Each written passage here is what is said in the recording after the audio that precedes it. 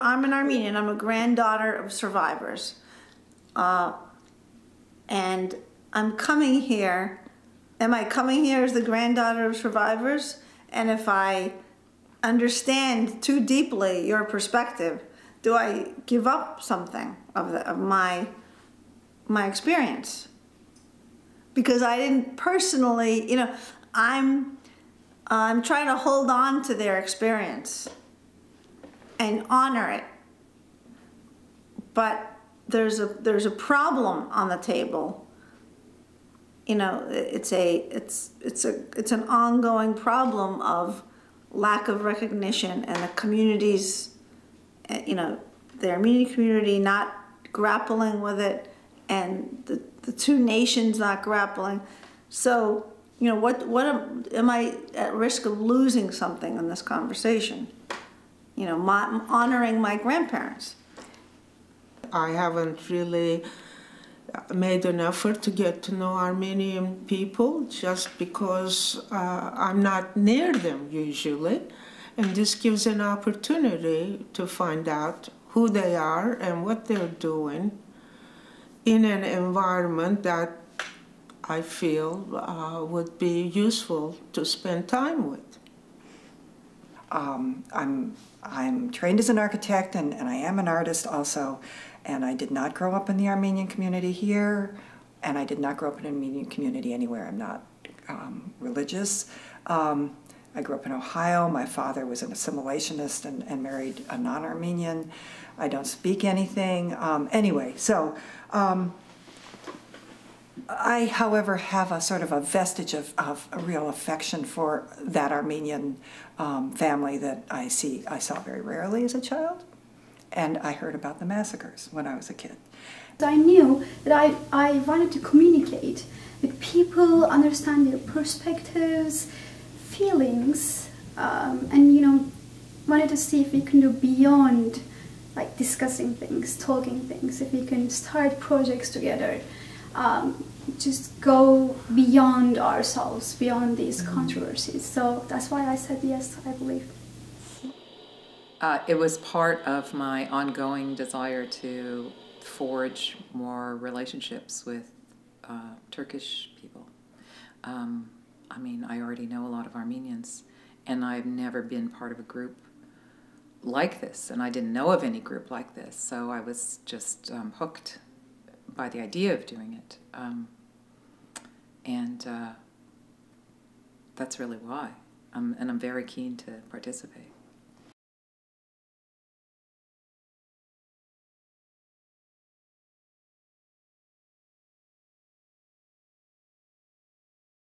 I was just wearing a name tag. A young woman came, saw my tag and said, "What kind of a name is that?" I said, "Turkish." So that opened the floodgates. And I said, "Hold it. Why are you attacking me for something that happened so many years ago? I wasn't even around." He said, "Look at the Jews. They make sure that Holocaust is never forgotten. Why should Armenians not do the same?" This is the first time I heard it from her, a young Armenian woman. I went to Merrimack College, and I played volleyball. One of the basketball players was a Turkish boy from Turkey. So I didn't really talk to him, but I emailed him, and I was like, "Oh, hi, you know, I'm Armenian." And his response, like, he just had like this awful response, and I thought, okay, I guess I don't need to. It basically was like, "Oh, this Turkish-Armenian question is all propaganda." And I was like, oh, I just was, okay. I just was saying hi, but okay. And meanwhile, like, I was all into this race relations thing, you know, groups, and even in high school, like, I was really interested in race relations, you know. That's really the African-American and, you know, Caucasian dynamic and so forth. But I mean, this is where I was coming from, and I was really excited. Oh, I finally, like, there's a real Turk in my school. You know, he's an athlete too. We can no, and I was like, okay. So that was the first actually you know, not even conversation. I was like, oh, okay, you know. Well, there was this macroeconomy class that I was taking. And in the very first class, I had this lady sitting right next to me. We started talking about why we are interested in this topic and our majors, etc. And we had this really nice connection from the very start.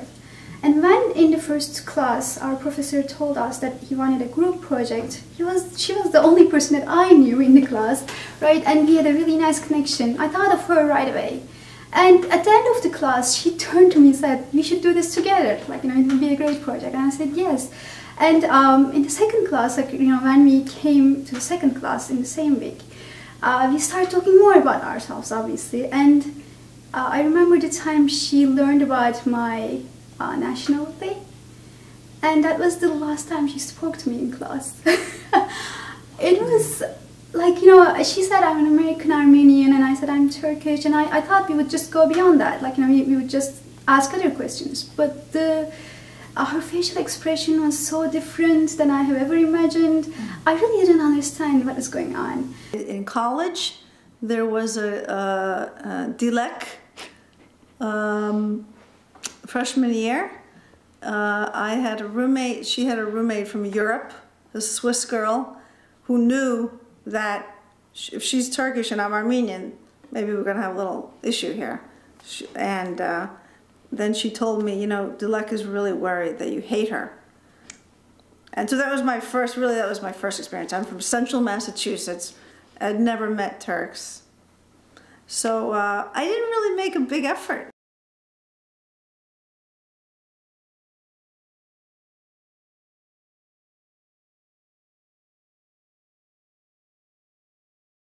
Well, this seems to me to be about the past equals genocide. And I think that's why, in some way, we're all here, Turks and Armenians, because there is a divide because of that word. So it doesn't surprise me. It doesn't surprise me at all. I'm not saying create an amnesia and forget it, but accept it. I mean, sure, the government is in denial, but as people, we can accept and move forward, but then we have to go beyond our own circle, find ways of how can we do it. I don't know for myself how much more, you know, what I want. You know, do I need to hear from the Turkish women that acknowledgement of the genocide outright and say, yes, it happened, so that I can then move forward? Or if we can just sit around the table. I don't know what I myself am looking for. And I'm really curious about, you know, people's reactions on that, because I really don't know what an Armenian thinks when they say the, you know, genocide word. What is the translation in Armenian? And, you know, obviously there are the universal, let's say, you know, the UN description, but then we have our own biases towards the word. I just wanted to explore more about those, like, you know, specific subsets of the whole discussion.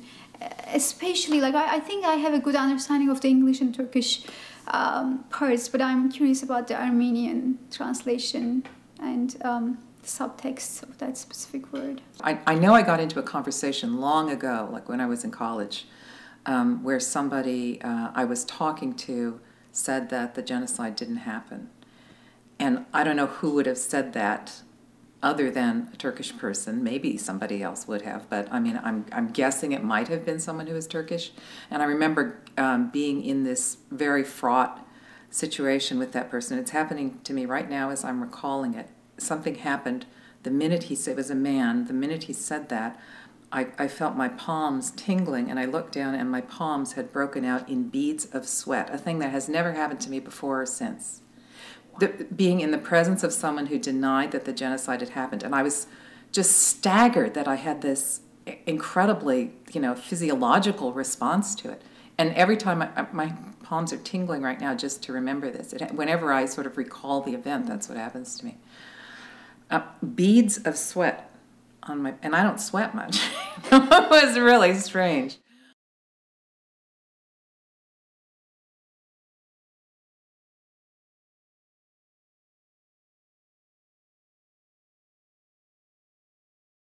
I can't just say ignore the past, jump into the future, experience new things. That's not what I'm saying. But I believe, we can be a great example for many other controversies, between other nations.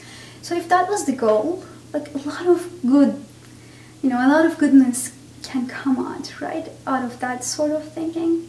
Going beyond Armenians and Turkish, for God's sake. So, let's go to Africa together. Let's change lives there. Let's, fight with hunger. And, goodness is good for everyone.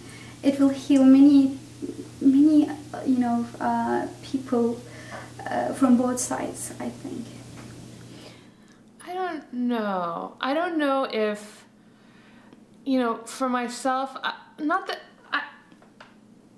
I didn't know what I was coming for, and I never had a Turkish-Armenian discussion. So I guess I was a little more idealistic about what's going to come out from this.